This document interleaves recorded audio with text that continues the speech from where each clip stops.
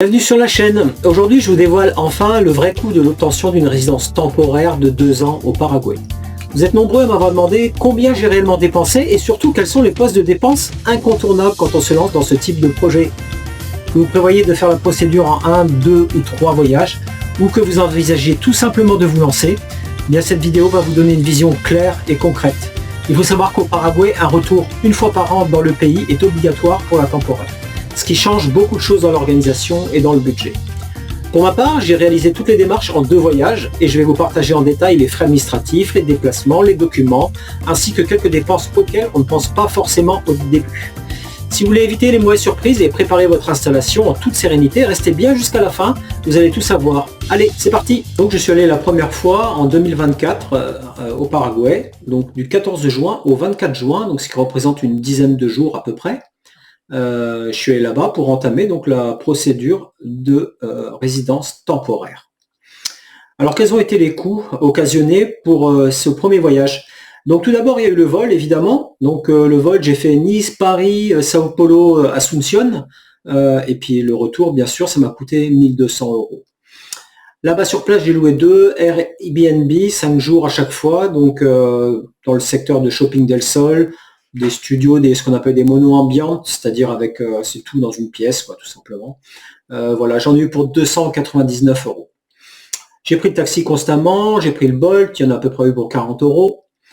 J'ai pris un abonnement dans un club de sport, même si c'était un prix pour le mois à 24 € chez SmartFit, et ça m'a permis de m'entraîner.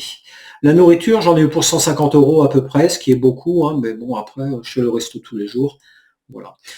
Les frais de réalisation de résidence, je les ai payés en 2 fois. Donc lors du premier voyage, j'ai payé une partie qui correspondait à peu près donc à 900 €. Je reviendrai sur le solde plus tard. J'ai pris une assurance voyage aussi pour 50 €. J'ai pris également une carte SIM pour pouvoir me déplacer donc en Bolt et avec des crédits internet pour 20 €. Je suis sorti pas mal pour 150 € et j'ai fait également un vaccin en amont pour la fièvre jaune de 120 € qui n'est pas du tout remboursé. Alors c'est pas nécessaire. Si vous rentrez à l'intérieur du territoire brésilien, ils vont pas vous laisser remonter en fait dans l'avion.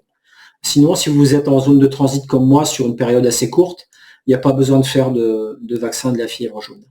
Voilà, donc au total, il y en a eu pour 2 953 €.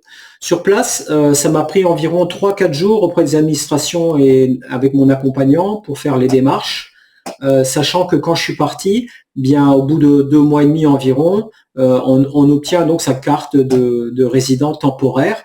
Moi, je ne vais pas la récupérer, donc j'ai fait un pouvoir devant notaire donc pour la personne, mon accompagnant, qui donc me récupérera ma carte au mois de septembre. Voilà, donc pour cette première partie, 2 953 €. Donc concernant le deuxième voyage, donc au cours duquel je vais effectuer les démarches pour avoir ma cédula, eh bien il faut donc rentrer avant 1 an dans le pays, donc j'y suis allé le 31 mai 2025 et j'y suis resté jusqu'au 17 septembre 2025, ce qui fait donc au total 109 jours sur place. Alors, les différents postes de dépenses, encore une fois, donc le vol, encore une fois, cette fois-ci, je suis passé par Air Europa et Iberia, donc Nice-Madrid, Madrid-Asunción. Voilà.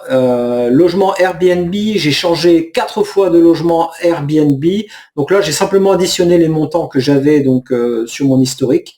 Ils sont de 2215 €, ce qui est pas relativement cher encore pour du Airbnb, hein. Voilà.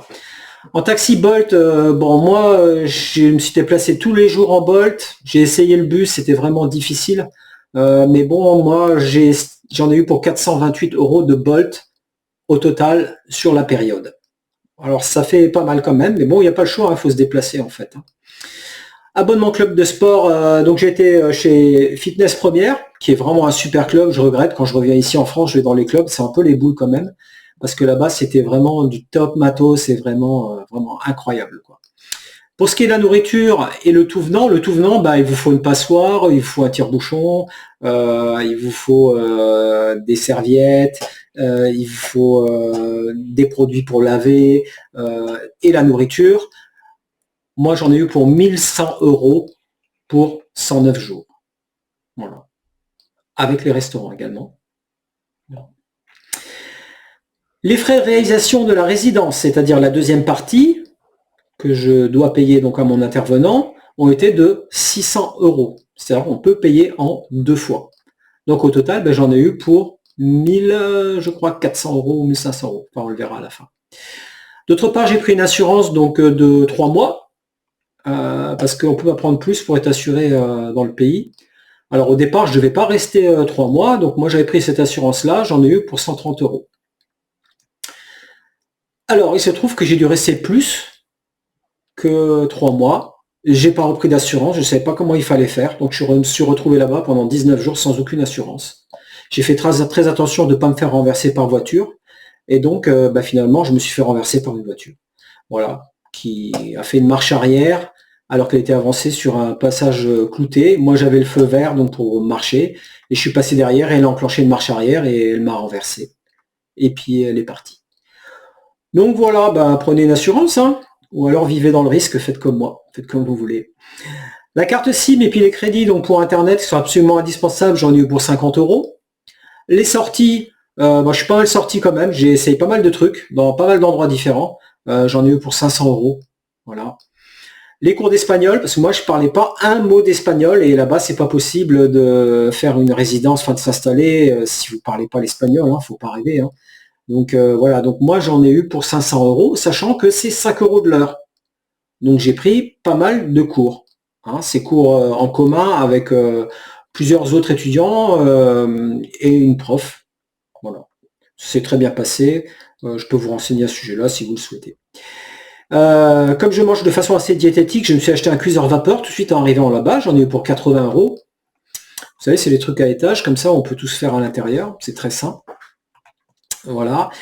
En imprévu, j'ai mon téléphone qui est tombé par terre et qui en à peu près 1 heure est devenu totalement noir. J'ai rien pu récupérer quasiment de... Enfin, j'ai perdu plein de données en fait, donc il a fallu que j'achète un nouveau téléphone en catastrophe pour 350 euros. Comme je suis arrivé fin mai, au mois de juin, je me suis demandé si je rêvais parce qu'il faisait 5 degrés certains matins devant avec le vent. Moi, j'avais juste un pull. Donc, j'ai dû acheter un bonnet au Paraguay, une veste au Paraguay. Bon, voilà, j'en ai eu pour 40 euros. Et heureusement, j'avais des chaussures parce que je pensais y aller en claquette à la base. Mais non, c'est pas possible. Modification de vol. Avant de revenir pour mon premier voyage, j'ai pas pu revenir à la date prévue au départ, donc j'ai dû modifier mon vol pour 150 euros. Et au retour, il y a eu un autre inconvénient, c'est que je devais revenir, mais j'avais pas encore ma cédula. Et donc, elle était prête en fait, mais je le savais pas. Et quand j'ai demandé à mon intervenant de vérifier si elle était là, donc elle était bien là, mais lui par contre partait 15 jours au Brésil.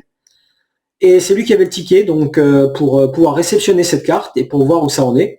Donc, si vous êtes avec un intervenant, gardez ce ticket, comme ça vous pouvez faire les démarches vous-même. Donc j'ai dû encore une fois repousser mon vol, alors que j'aurais pu rentrer comme prévu. Et là, ça m'a coûté un peu plus cher, parce que ça m'a coûté 300 euros. Ensuite, il y a également les frais courants qui ont continué en France, hein, c'est-à-dire ce que vous pouvez avoir en abonnement Internet, en assurance, en mutuelle éventuellement. Et là, en 109 jours, j'en ai quand même eu pour 1100 euros. Ça rentre dans la facture, hein, donc il faut en prendre compte à mon avis. Voilà. Donc pour un total, on est à 8913 euros pour 109 jours. 8913 euros. Donc vous constatez que quand au départ on vous dit ouais, il y en a pour 2000 euros pour la résidence. Et puis bon, vous êtes là, vous dites oui, j'ajoute l'avion, 1000, j'ajoute le logement, 4000. Bon, c'est pas exactement la réalité, en fait. Si vous êtes nomade digital, effectivement, que en fait vous résidez déjà dans le Mercosur, enfin dans les pays d'Amérique du Sud, ça va être beaucoup plus facile pour vous de vous redéplacer à chaque fois, de venir pour les différentes démarches. Voilà, mais bon, en dessous de 2 fois, vous ne pouvez pas. Pour réaliser cette procédure.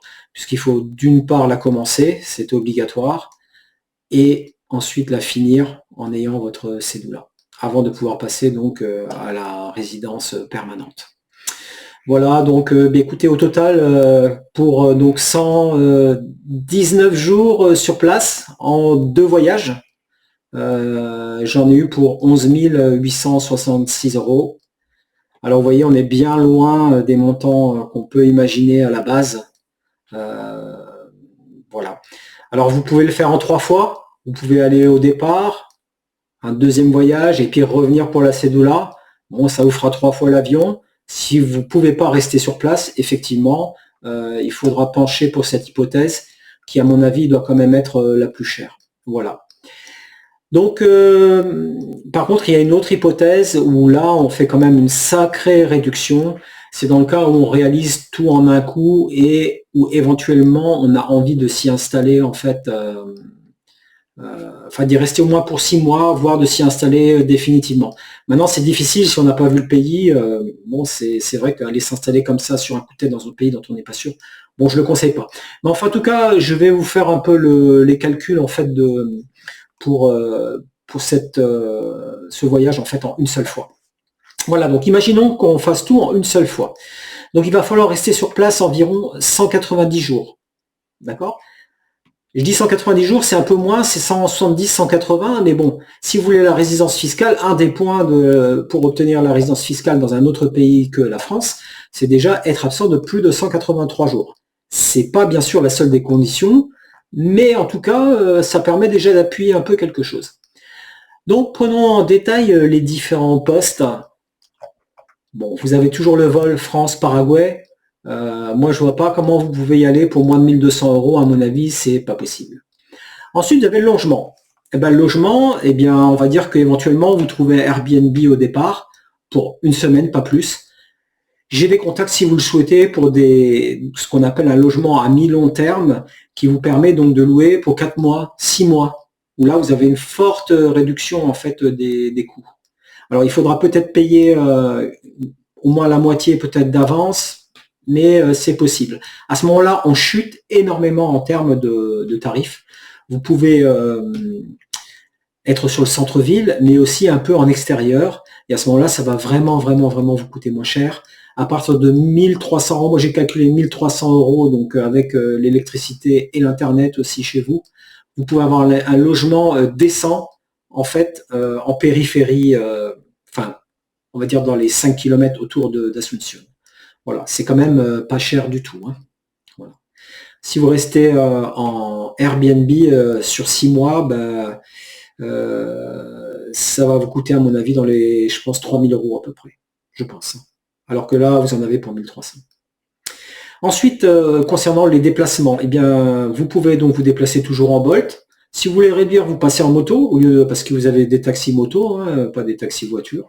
Taxi moto, c'est environ 25% moins cher déjà. Donc moi, j'ai calculé 180 €. On est toujours sur la base des 190 jours sur place. Hein. C'est-à-dire que vous vous déplacez en fait une fois ou deux par jour en moto. Voilà. Abonnement club de sport, ben, vous y allez pas. Hein, vous avez décidé de shooter votre budget, donc vous n'allez pas au club de sport, vous faites des pompes chez vous et des abdos sur le balcon. La nourriture et le tout venant, comme je vous disais, moi j'ai compté 1200 €, sachant que tant que vous n'avez pas votre cédula, vous n'avez pas de compte bancaire, tant que vous n'avez pas de compte bancaire, vous n'avez pas de carte, tant que vous n'avez pas de carte, vous n'avez pas de cashback. Donc vous n'aurez pas d'avantage. Maintenant, si vous allez dans des magasins haut de gamme, on va dire, comme Casarica par exemple, vous allez payer beaucoup plus cher que si vous allez à la Bomba. Hein. Vous avez une différence de 20 à 30% à peu près sur les prix. Enfin, en tout cas, moi, moi je vous dirais 1200 € à mon avis, vous mangez. Hein. Voilà. Alors, les frais de réalisation de la résidence, vous allez le faire vous-même. Hein.